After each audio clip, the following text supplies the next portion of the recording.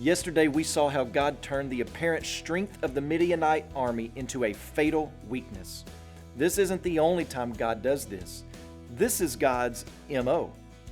Pharaoh was a man of pride and had a lust for authority and control, which led him out into the Red Sea, only to be drowned by an ocean of God's wrath.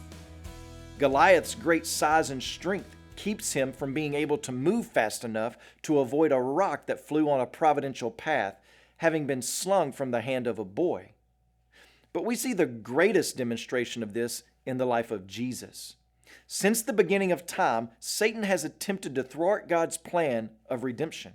He tried to snuff out the seed of Eve. He tried to eliminate the children of Israel. When Jesus was born, he tried to have him killed as a tiny baby. And when he saw that that wouldn't work, he waited until Jesus was ready to start his ministry.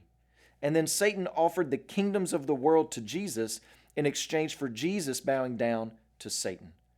Satan is a sneaky, lying, evil, ruthless adversary. And he thought he had come up with the perfect way of keeping Jesus from ascending the throne. He tempted and led astray an insider, Judas Iscariot. And Judas betrayed Jesus, turned him over to the authorities that wanted Jesus executed. Satan's plan worked, or did it? Did Satan realize that he was setting up his own defeat? Of course not. God was using Satan's apparent strength, his deviousness, against him. Satan may have let out a victory cry when the sky grew dark and Jesus hung his head in that final breath on the cross. He may have thought he finally outsmarted God.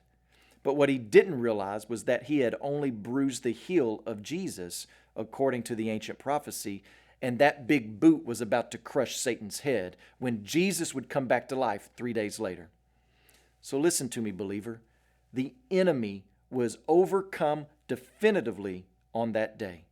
And that's why you can rise up in confident action against sin in your life today. The King is on your side, ready and willing to fight for you, through you, still knocking over the enemy's tactics in the subversive ways of biblical truth, love, and compassion. This is why we see that just about any time the church is persecuted, it actually grows deeper and wider. God's kingdom reign has come. It's been proven superior in Jesus Christ, and His kingdom is available to all who will put their hope and trust in Him. Today, when you pray, please pray for our Creative Access missionaries in China. And also remember the Ashaninka Life Word broadcast that's heard in Peru.